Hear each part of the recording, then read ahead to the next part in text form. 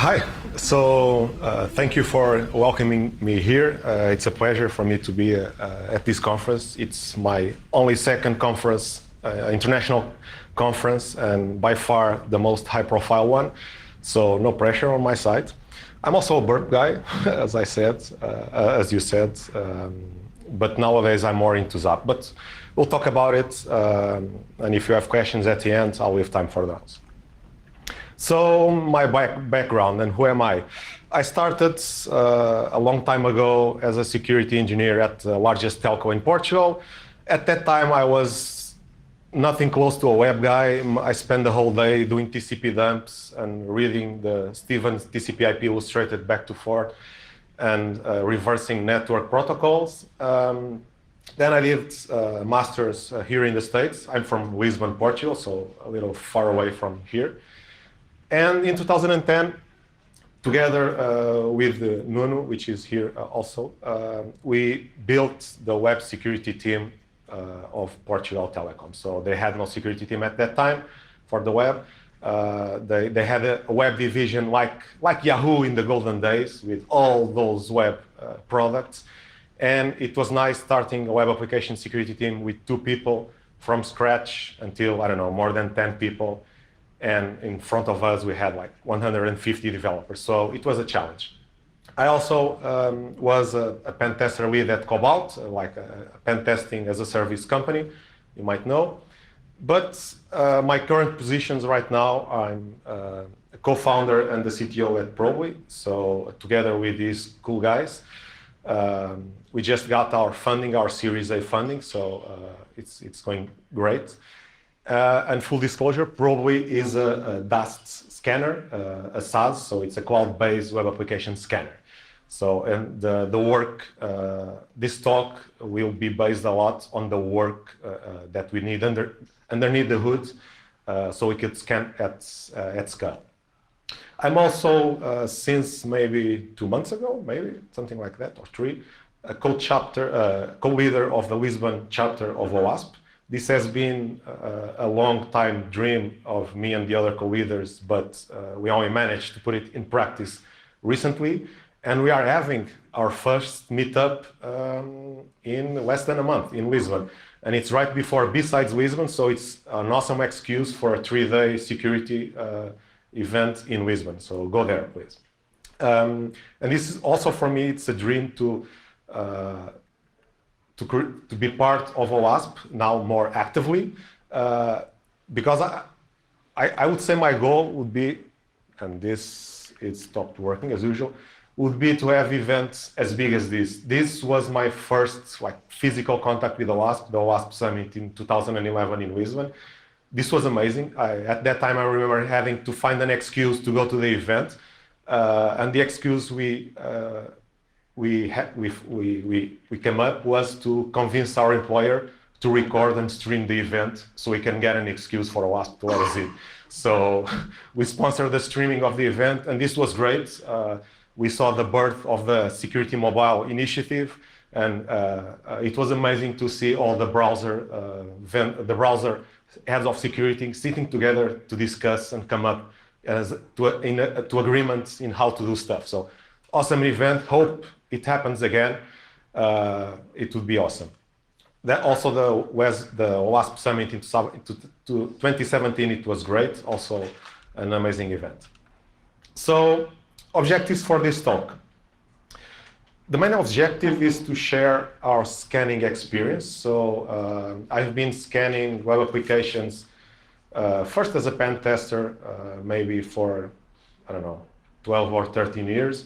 But in the last 5-6 years, doing more automated scanning at scale, scanning a lot of websites. So I also want to give some insights how to use Zap to scan more and better. And of course, this talk is maybe a starting point for you to be able to automate and scan at large. Because there were a lot of talks in the days before, yesterday, that talked about automation and scan more, because we have like blind spots, applications that we don't scan. So I think we all agree that we need to scan more in an automated fashion. So hint, CI/CD, DevSecOps, constantly scanning everything. So I'll try to give some insights on how this can be implemented. So just also for you to define what it means at scale, at least in the context, considering my experience, it's about 150 scans started per day. Some of them take minutes, others take days, but scanning 150 scans, starting 150 scans in a single day, it's a lot. It depends on the context, but it's a lot. It's much more than anyone can do manually. Why OWASP ZAP? So I'm a burp guy. I use burp as a tool, like the repeater, the proxy. I started also doing pen tests with the scanner. But burp has some issues, and ZAP doesn't have those issues. So first of all, it's open source, so everyone can see how it works to its fine details. It also gives us a lot of flexibility, and the flexibility for me comes from being open source. It's good. It has the quality of the results are good. There are, of course, some issues. I'll mention some of them, but in the end, they are good. It's well maintained. It's well maintained at a point that I had to update this slide yesterday because they just released. Oh my God! I'm going to refrain from using the remote. Yeah, all that. So ZAP released the new version a few hours ago, maybe 16 hours ago. So this is great. It's well maintained. There's a team behind it with Simon Bennett. And we also choose ZAP because there's a lot of internal know-how. Actually, one of the developers of ZAP works with us. So he contributes to ZAP and we contribute to ZAP. So it made sense to use ZAP. So how do we use ZAP? So how do we scan at scale with ZAP?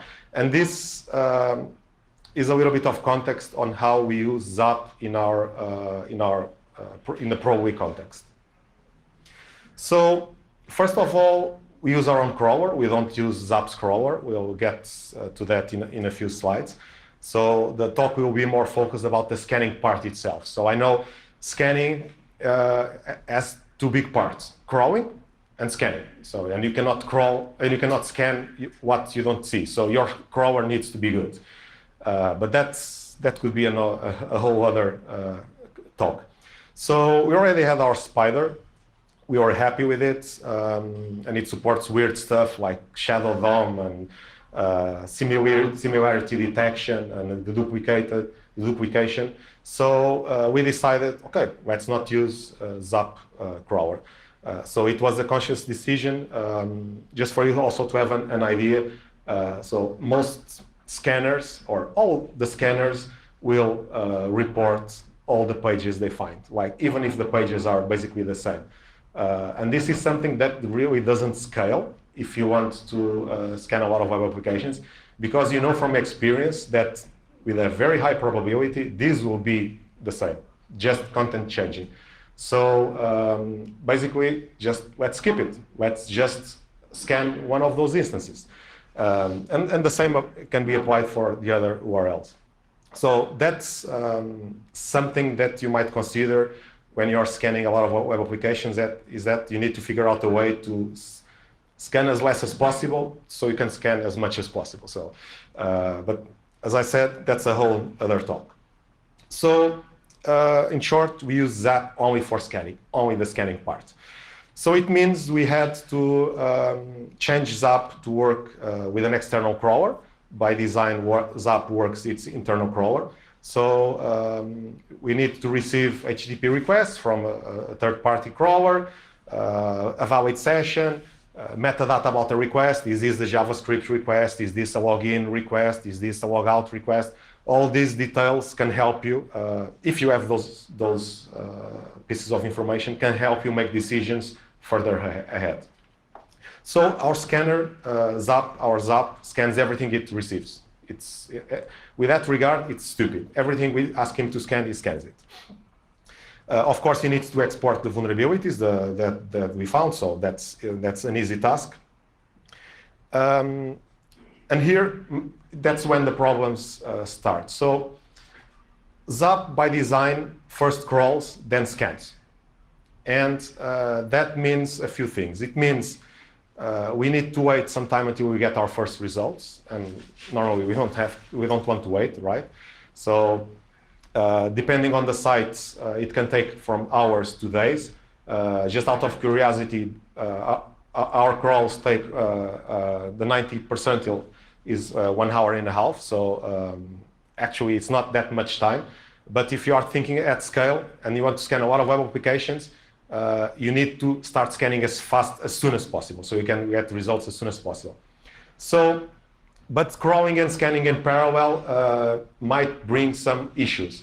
One of them is interface between the two of them. So it's rare, but it happens that the scanner or the crawler break each other work. So like the crawler is browsing the application and puts the application in a very specific state, like in a checkout state, but the scanner is already scanning a page that's further ahead. So this can cause some interference. Based on our experience, it's too rare to be considered a problem.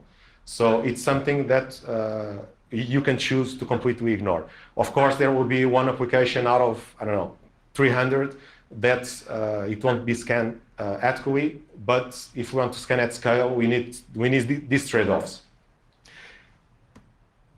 So, and also an important thing to scan a lot of web applications is to have each target scan in isolation. So there's multiple reasons behind it. One is security isolation.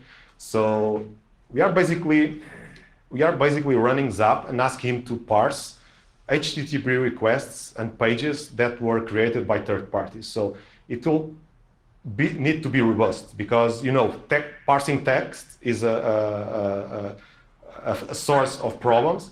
And the last thing we want is to have a site that has an exploit that can break out of some specific context of ZAP and gets access to information from another target. So for security isolation, it's always good to have different instances of ZAP for each target, for each web application.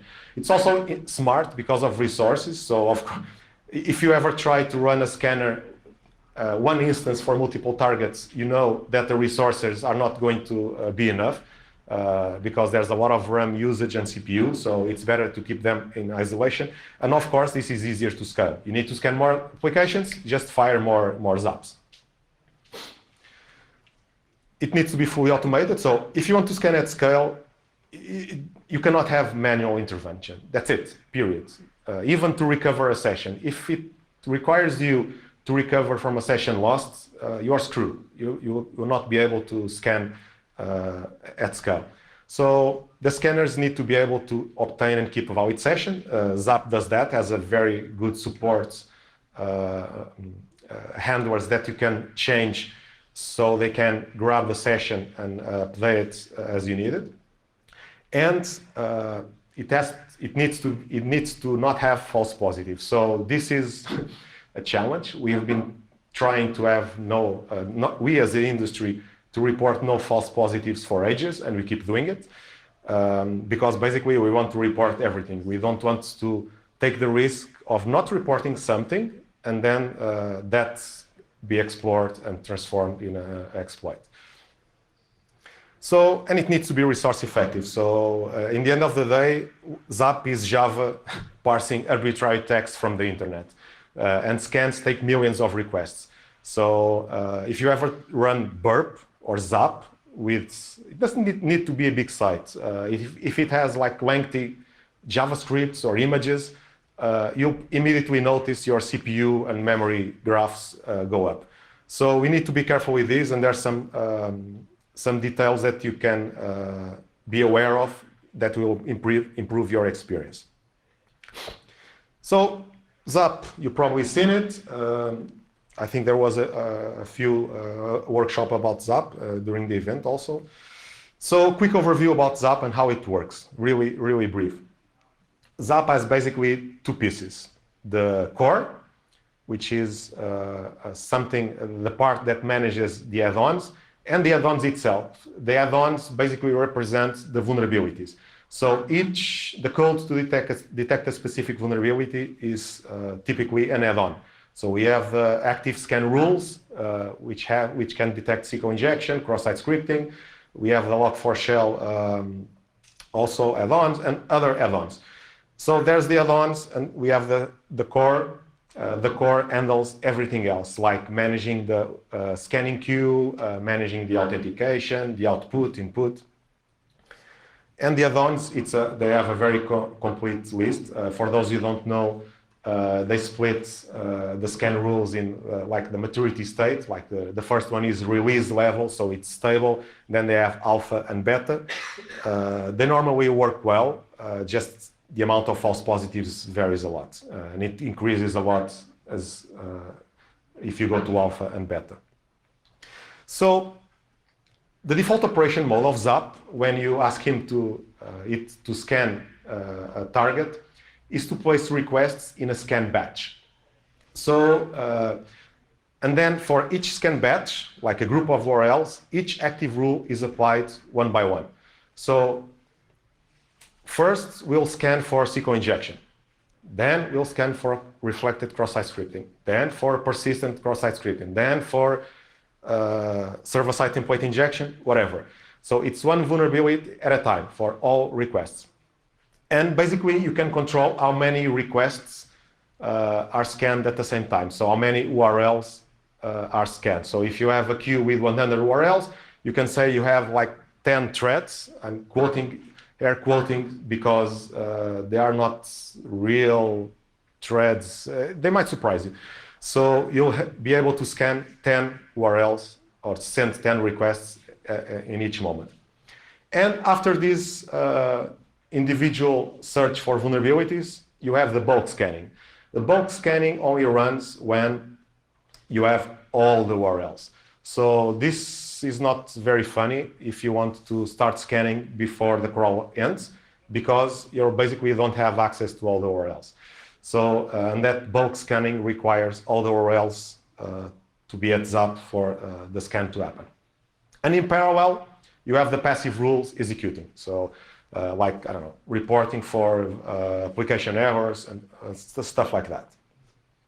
So the scan batches, imagine you have a target that has 10 URLs and you have configured ZAP to scan 5 URLs. This is basically what is happening. The 5 threads will start scanning the first 5 URLs, and then when the first URL is done, it will start on the 6th, and so on and so forth. This, of course, and very obviously, might lead to a situation like this where we have just a single thread running for the remaining URL. So in this scenario, we are not. So remember, we started with 5 threads, so 5 requests in parallel. At this stage, we are not doing 5 requests in parallel. We are doing one at a time, despite we having 5 threads configured.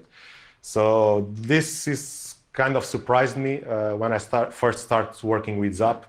And it can really slow down your scans. So the first question I would put out here is, how many URLs should I put on my batch? So remember, I'm basically throwing URLs at ZAP. And of course, I don't want to wait until I have all the URLs to start scanning. I want to scan immediately. So the obvious idea is, okay, let's create batches of 1 URL. So as soon as I have 1 URL in my at ZAP, I can start scanning. So 1 scanning thread, 1 URL, but this is not very good because if I have only batches of 1, I'll be able to scan only 1 URL at a time. And of course, if I'm getting more, the others are getting queued, are getting blocked. So next idea, multiple URLs of 1 batch in parallel. So instead of having a batch with 10 URLs, I'm having 10 batches of 1. So basically, I can easily increment the threads, and no URL will block others.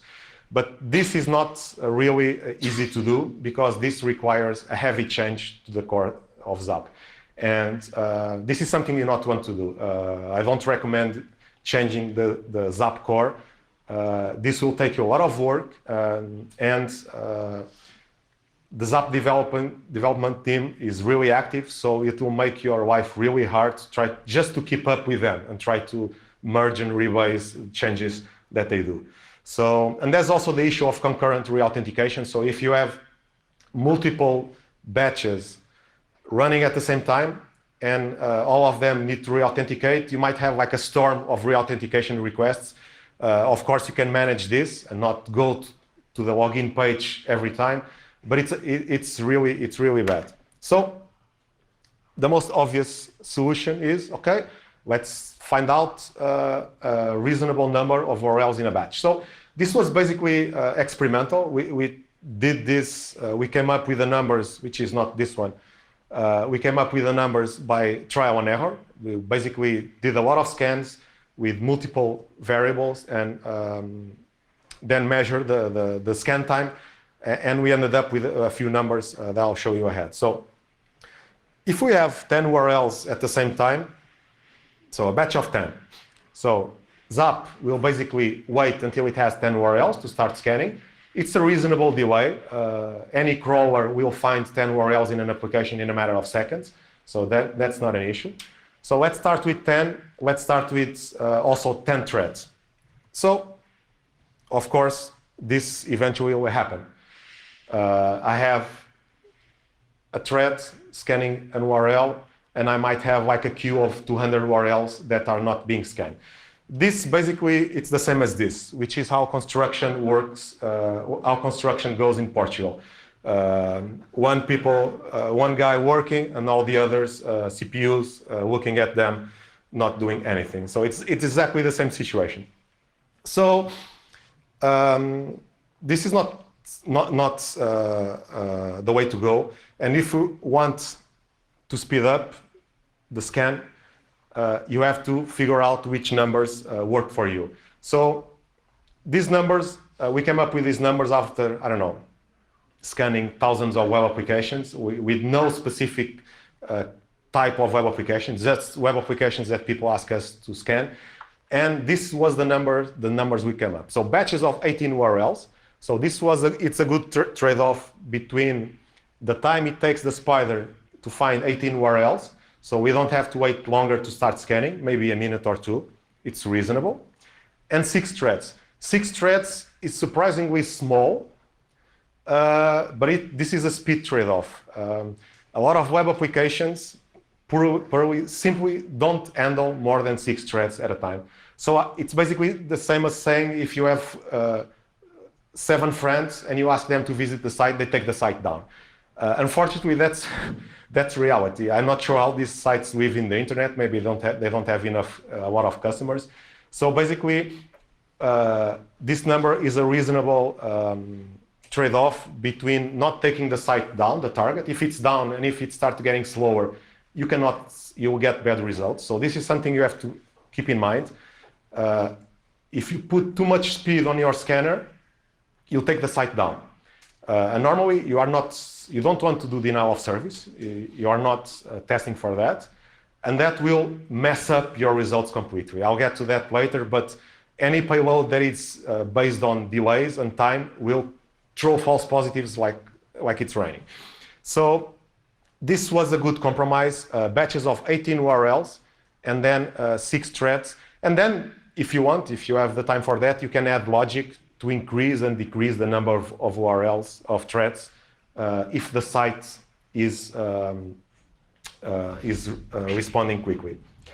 Yeah, go ahead. Complementing that, have you had a look at throttles between requests and did that cause any significant increase or decrease in productivity?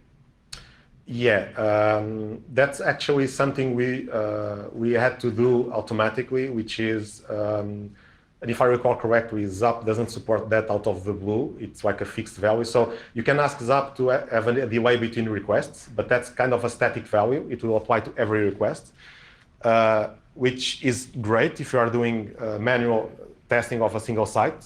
You can experience that and fine-tune the value.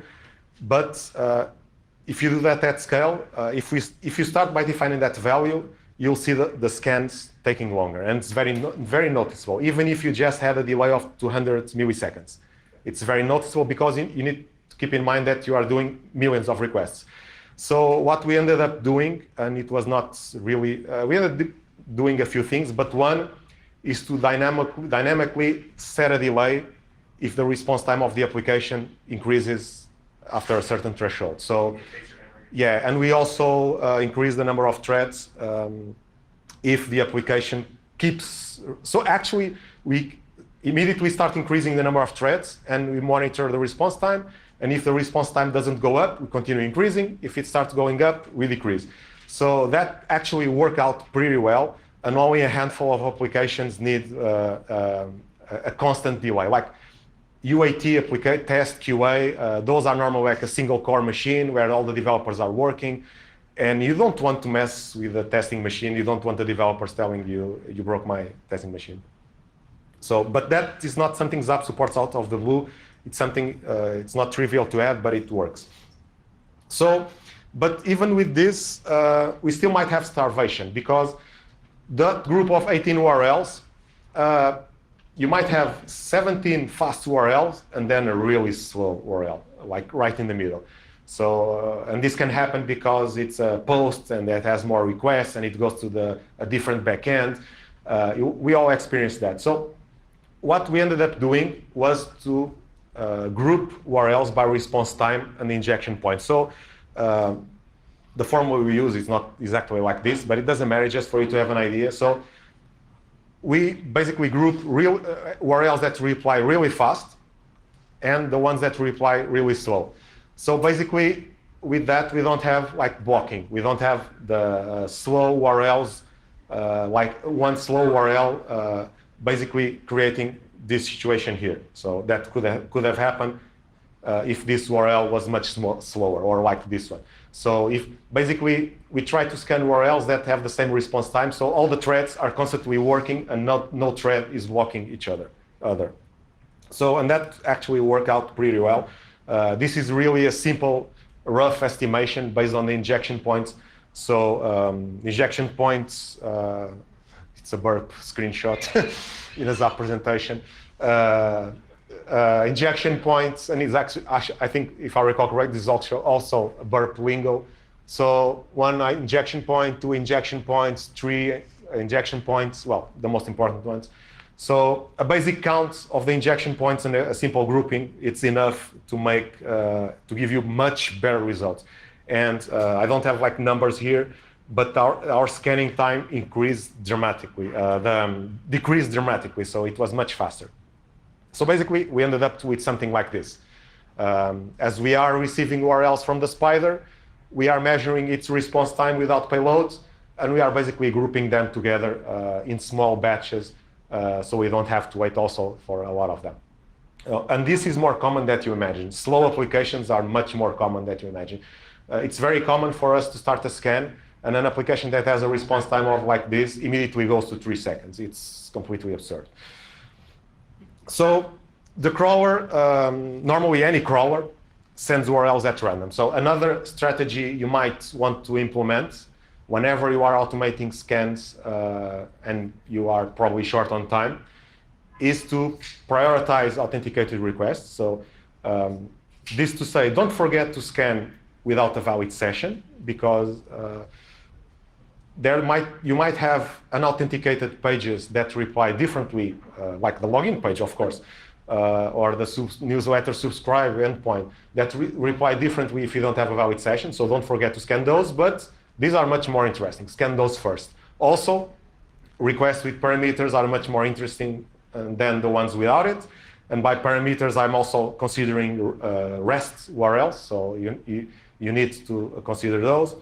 And of course, you can be also smart and prioritize requests with a certain parameters. Like if you have an order parameter or a page, I love the page parameter because everyone forgets to do tests to page parameters because no one ever wants to add enough content so the pagination appears. So pagination is great. I love to test the page parameters. They always break something. And of course, you need to be smart.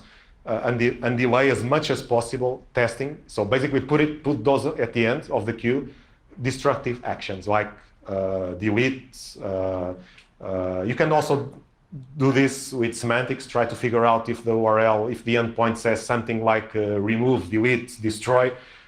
You want to test those at the end, because if you first test the delete endpoint and only after the create, the delete is not testing anything. There's no objects there.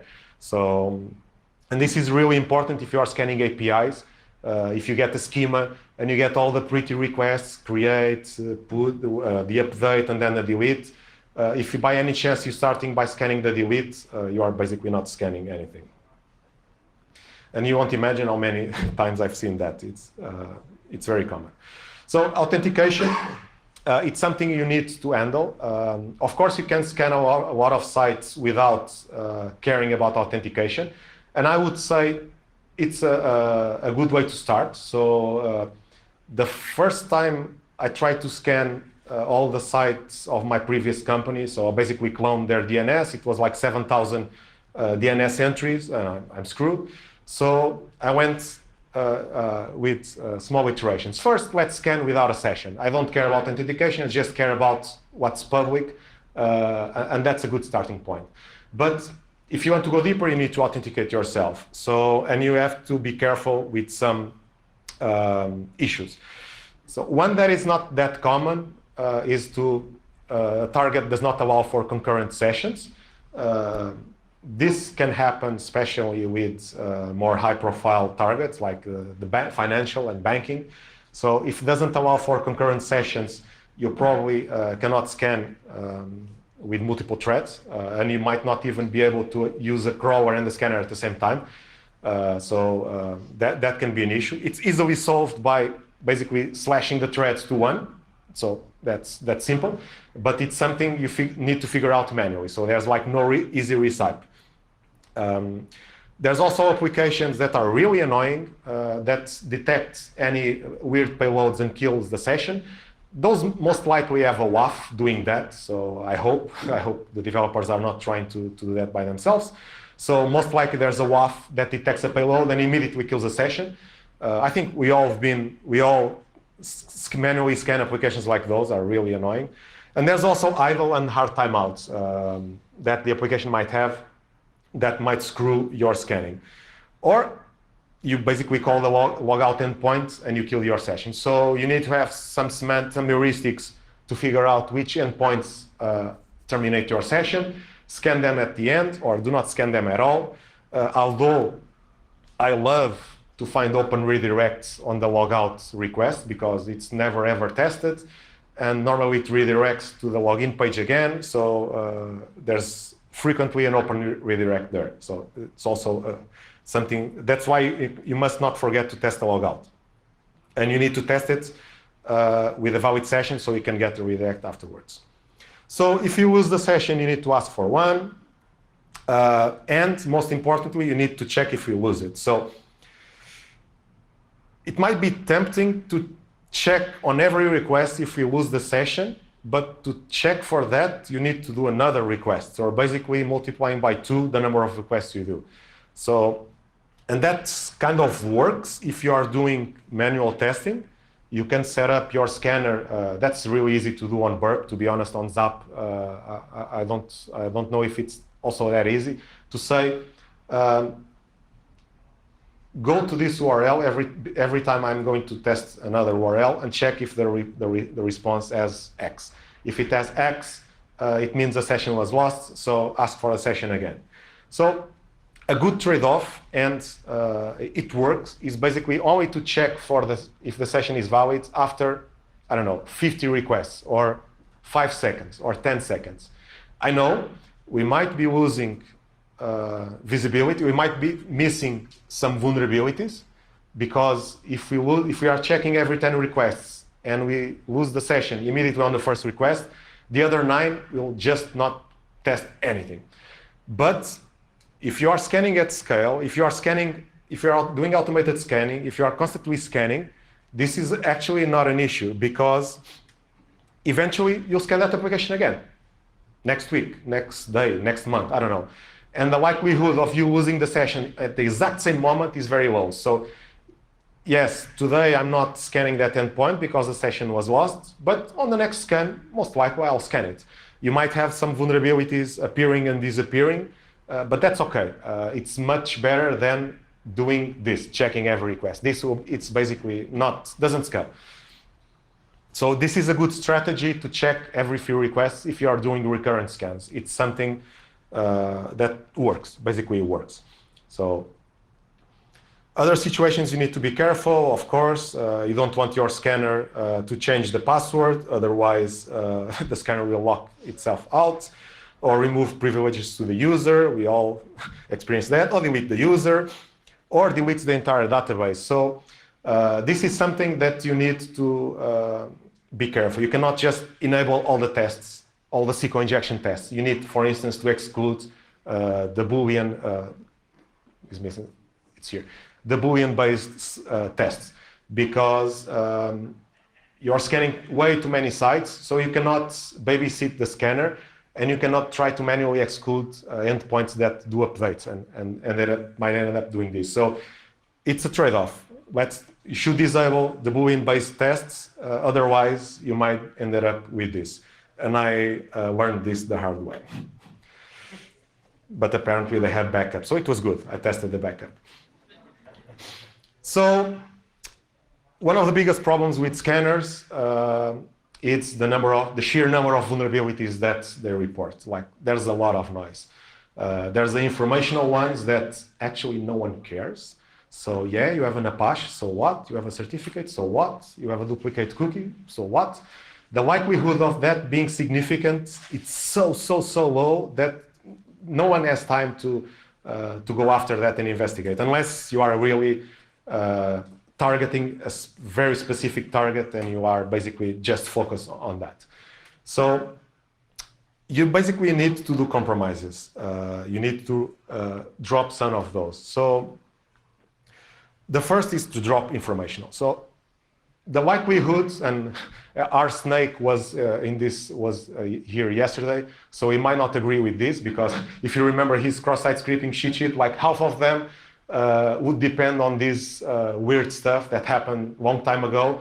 But nowadays, these problems are not relevant. So MIME sniffing is much better. The browsers have better protections. So basically, let's ignore all of those. Yeah, I know this might give us some insight to something that it might be happening, but we don't care. We are basically just trying to scan thousands of web applications, so we need to focus. So let's focus on the more higher risk vulnerabilities.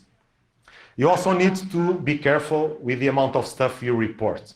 So if you have a page parameter vulnerable in all your pages, which is likely, it's not productive to report that for all the pages.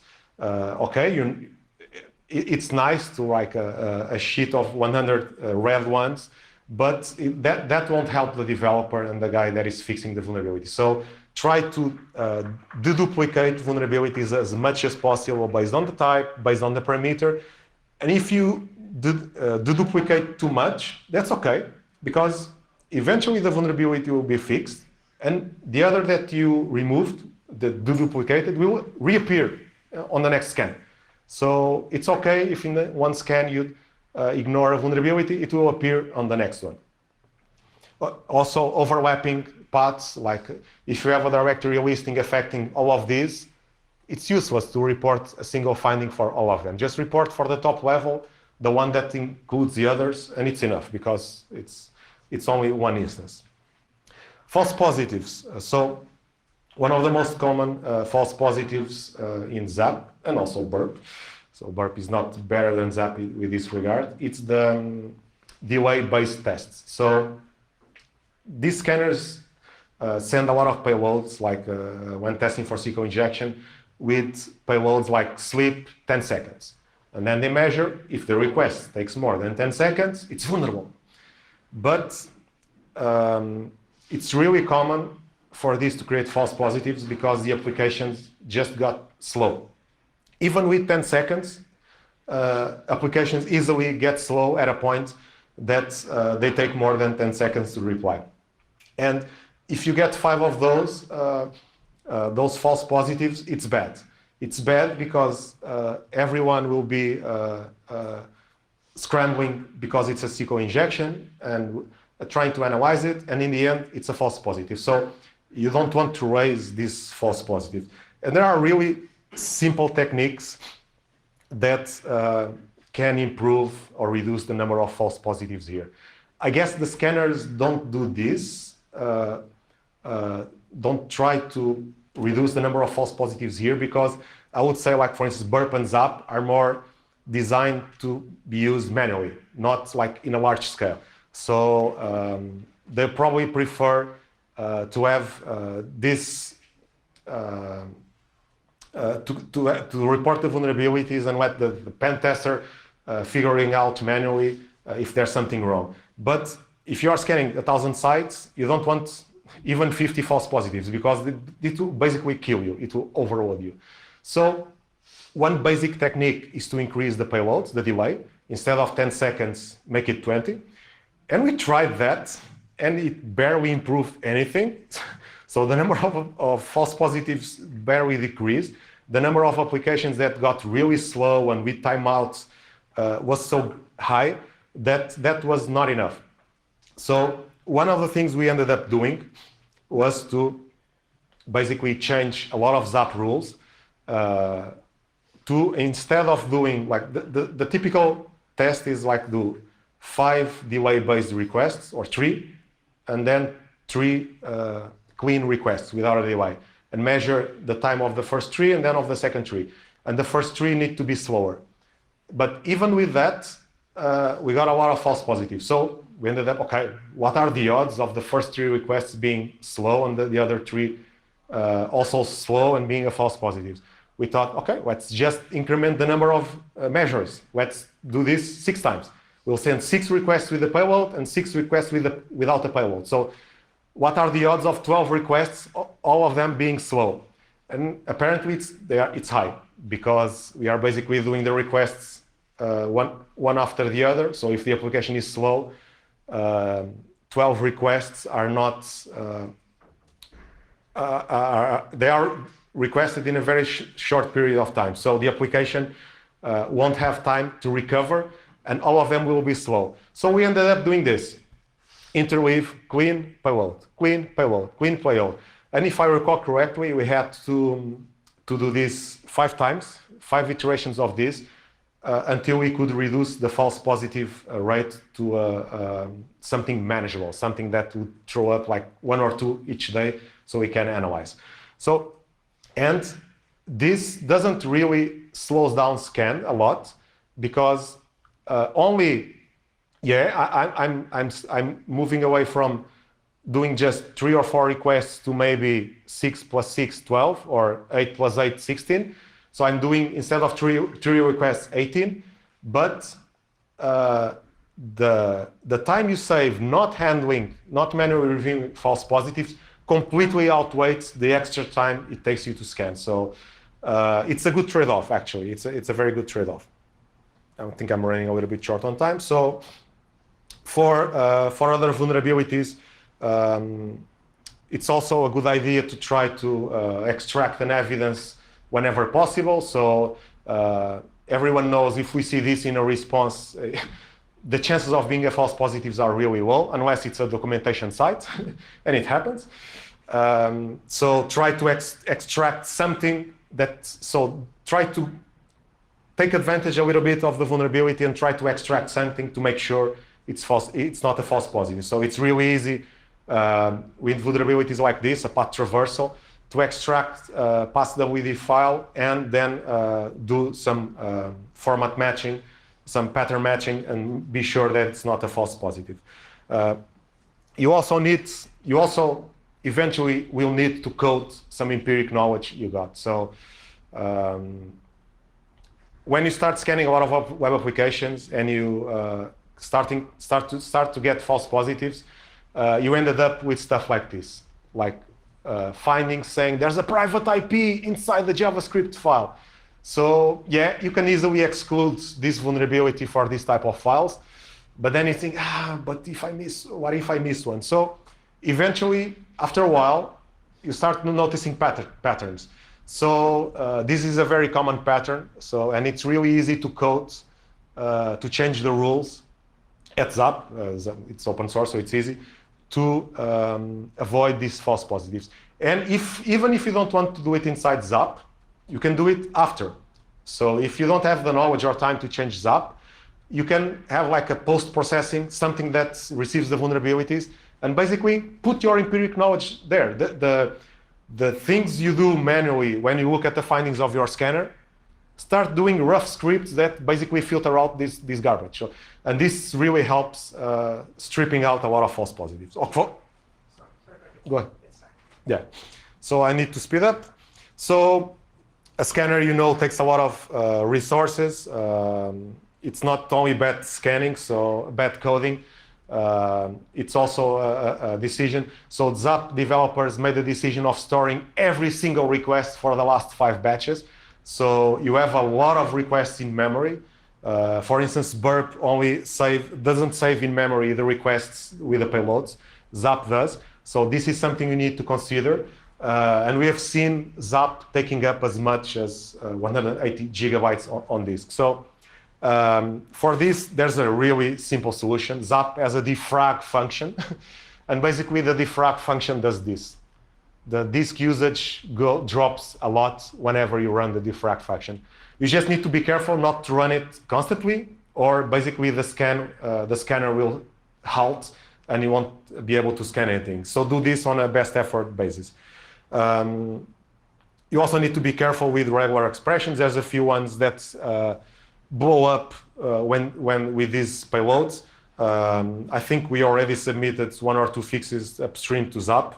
To be honest, we have like a pipeline of fixes to ZAP, but it's hard to submit things to ZAP. They are really strict about what they accept, which is good. And that's it. So ZAP, requires a lot of security knowledge and time, so it's not suitable for developers. It's true. No security scanner is really suitable for developers because of the false positives, because the time it takes them to filter out stuff. So if you try to be careful and scan only for the high-risk vulnerabilities and try to implement some of these statics to remove garbage, you might get a result. But these are trade-offs that you need to do. But, well, in the end, ZAP is a great base if you want to build something. So I like Burp. It's easy to use. It's a complete tool. But ZAP is great if you want to try something. So it's very easy really, to change and improve rules. So despite having a huge code base, the code base for a single rule, like a cross-site scripting is not the best example. But for, I don't know, server-side endpoint injection is small. So it's really easy for you to improve that and get better results. And that's it. I'm run out of time. Questions? Or more questions, because there were already a few. Sorry? Was it 180 gigabytes for? Yeah, ZAP stores like a session file, like the burp state file on disk. But because it saves a lot of the requests, like the last few requests it does, like all the payloads, it can grow a lot. It can grow. The record I've seen, at least that I noticed, was 180 gigabytes. Because you have a lot of responses from sites with JavaScript, with, huge.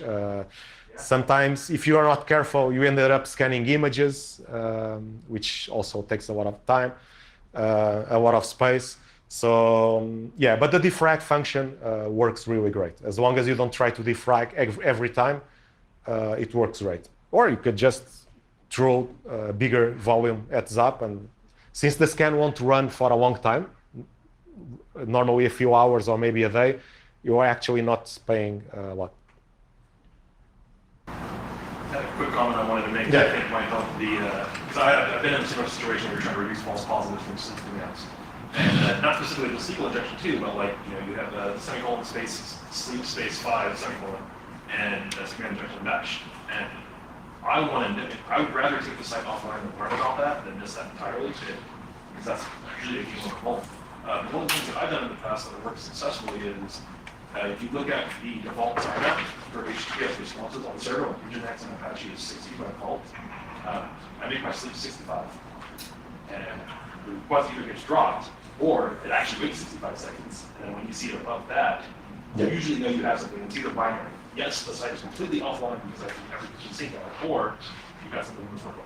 That's actually a good idea. It probably will get you good results. But it's also important, so I didn't differentiate a lot between time-based testing, between different vulnerabilities, but while implementing, I do. So for SQL injection, I probably, I know there's more payloads, so the likelihood of missing one with a delay-based payload, because I'm not doing properly testing with a delay base is kind of low because there's a lot of other payloads.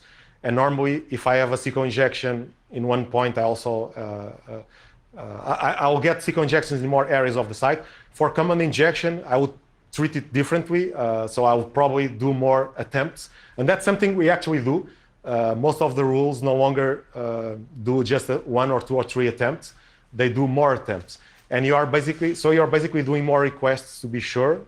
But that doesn't really increase your scan time a lot, because you're only doing that for only a few of them, only the ones that initially trigger the potential false positive. So if you go from doing a command injection testing that does one request to one that does 5, you are not doing 5 requests for every parameter. You're just doing that for the ones that were a little bit slower. So in the end, you might do a little, I don't know, maybe 5% more requests. So it's a good result. But your idea also makes sense if you are able to figure out which web server. You have to identify what the timeout is. Yeah, sometimes it's not really easy, but yeah. But it's a good idea.